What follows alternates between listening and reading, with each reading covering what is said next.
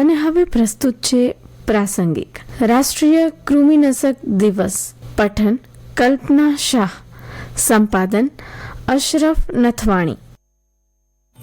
ભારત સરકાર બાળકોના આરોગ્યને પ્રાથમિકતા આપે છે, કારણ કે સ્વસ્થ બાળક ઉજ્જવળ ભવિષ્યનું નિર્માણ કરે છે અને એ માટે કૃમિનાશક જાગૃતિ ફેબ્રુઆરી માસમાં ચલાવવામાં આવે છે, જેનો મુખ્ય ઉદ્દેશ બાળકોમાં કૃમિજન્ય રોગો નિવારવા, આરોગ્ય જાગૃતિ ફેલાવવા અને બાળકોના પૌષ્ટિક વિકાસને વેગ આપવાનો છે. ભારત સહિત વિશ્વના ઘણા દેશોમાં માટી અને જળ દ્વારા ફેલાતા પરજીવી કૃમિઓ એટલે કે વોર્મ્સ આરોગ્ય માટે ગંભીર ચિંતાનો વિષય છે. આ કૃમિઓ પાચન તંત્રમાં પ્રવેશીને પોષક તત્વો શોષી લે છે, જેના કારણે શારીરિક વિકાસમાં વિલંબ, ભૂખમાં ઘટાડો, રક્તહીનતા, એનિમિયા તથા પાચન તંત્રની સમસ્યાઓ જોવા મળે છે. દર વર્ષે ભારતમાં 10મી ફેબ્રુઆરીનો દિવસ રાષ્ટ્રીય કૃમિ મુક્તિ દિવસ તરીકે ઉજવવામાં આવે છે. દેશના 1 થી 19 વર્ષના બાળકોને કૃમિથી મુક્તિ અપાવવા માટે વર્ષમાં 2 વાર એટલે કે ફેબ્રુઆરી અને ઓગસ્ટમાં કૃમિનાશક આલ્બેન્ડાઝોલ નામની ટેબ્લેટ આપવામાં આવે છે. કૃમિનાશક ગોળી કૃમિથી થતા ચેપ સામે રક્ષણ આપે છે. વર્લ્ડ હેલ્થ ઓર્ગેનાઇઝેશન WHO ના આંકડા મુજબ દુનિયામાં સૌથી વધુ વોર્મ ઇન્ફેક્શન એટલે કે કૃમિની તકલીફ ભારતમાં છે. કૃમિ, કરમિયા, ચરચિયા, કરમ, કીડા વગેરે અનેક નામોથી ઓળખાતા માનવ શરીરની અંદર આંતરડામાં પરોપજીવી તરીકે જીવતા કૃમિઓ શરીરની અનેક સમસ્યાઓ સર્જે છે.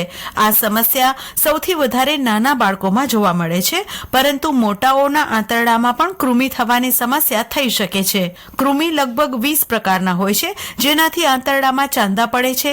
પેટમાં કૃમિ પડવાનું સૌથી મોટું કારણ અશુદ્ધ બહારનો ખુલ્લો ખોરાક ખાનાર લોકોને આ સમસ્યા સૌથી વધારે થતી હોય છે. બાળકોમાં કૃમિની સમસ્યા સામાન્ય છે. બાળકોના પેટના દુખાવાનું એક કારણ કૃમિ પણ હોઈ શકે છે. કૃમિ બાળકની પોષણની પ્રક્રિયાને અટકાવી દે છે. તેનાથી બાળકમાં આયરનની કમી જોવા મળે છે અને તેનું વજન પણ ઓછું થઈ શકે છે. બાળકોને પેટમાં દુખે, ખંજવાળ આવે, બળતરા થાય. આ ઉપરાંત બાળકના પેટમાં કૃમિ થવાથી તેને કોઈ પણ વસ્તુ મોંમાં નાખવાની ઈચ્છા થાય. મોઢામાં વસ્તુ નાખવાથી બાળકની ભૂખ ઓછી થઈ જાય. જે બાળકના પેટમાં કૃમિ હોય તેની લાળ ગ્રંથિ સક્રિય થઈ જાય છે અને તેને વારંવાર થૂંક આવે છે. બાળકના મળમાંથી વધુ માત્રામાં દુર્ગંધ આવે તો એ પણ પેટમાં કૃમિ હોવાના લક્ષણોમાંનું એક છે. મોટાઓની વાત કરીએ તો તેમને બેચેની લાગે, પેટમાં ગેસ બને, હૃદયના ધબકારા અસામાન્ય થાય, અપચો, પેટમાં દુખે ઉપરાંત તાવ પણ આવે, ખાવાનું ન ભાવે અને ચક્કર આવે. કૃમિ પાતળા દોરા જેવા, લાંબા અને ગોળ, સૂક્ષ્મ હૂક જેવા, ચપટા પટ્ટી જેવા. આ ઉપરાંત કેટલાક પ્રકારના કૃમિઓ નરી આંખે જોઈ શકાતા નથી. બાળકોની વાત કરીએ તો કોઈ પણ પ્રકારની ગળી વસ્તુઓનું વધારે પડતું સેવન કરવાથી, માટીમાં રમવાથી, માટી ખાવાથી, દૂષિત વાસી શાકભાજી ખાવાથી, બાળકના હાથ પગ ધોયા વિના જ માટીવાળા હાથે જમવા બેસી જવાની રીત પણ કૃમિ રોગ ઉત્પન્ન કરે છે. એવી જ રીતે દૂષિત પાણી, ગંદકીવાળી જગ્યામાં રહેવાથી કે ત્યાં ભોજન બનાવવાથી, ચીકાશવાળા ખાટા પદાર્થો કે મેંદાની વાનગીઓ ખાવાથી, ઠંડા પદાર્થોના વધારે પડતા સેવનથી આ સમસ્યા સર્જાય છે.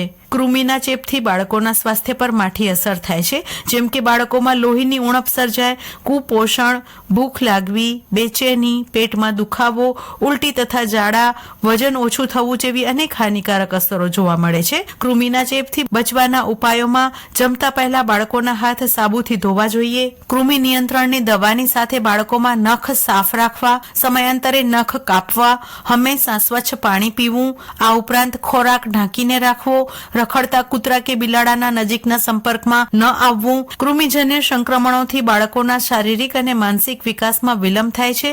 આશરે 68% ભારતીય બાળકો કૃમિજન્ય રોગોથી પીડિત હોવાનો અંદાજ છે. આથી રાષ્ટ્રીય સ્તરે ક્રિયાશીલ અભિયાન દ્વારા મફત દવા વિતરણ આ સમસ્યાનો ઉકેલ લાવી શકે છે. આ અભિયાનના સફળ અમલ માટે માતા પિતા, શિક્ષકો, આરોગ્ય કર્મચારીઓ અને સમગ્ર સમાજનો સહયોગ જરૂરી છે. સ્વસ્થ બાળક, સમૃદ્ધ ભારત એ જ આપણી મહત્વાકાંક્ષા હોવી જોઈએ. હમણાં જ આપ સાંભળી રહ્યા હતા પ્રાસંગિક રાષ્ટ્રીય કૃમિનાશક દિવસ.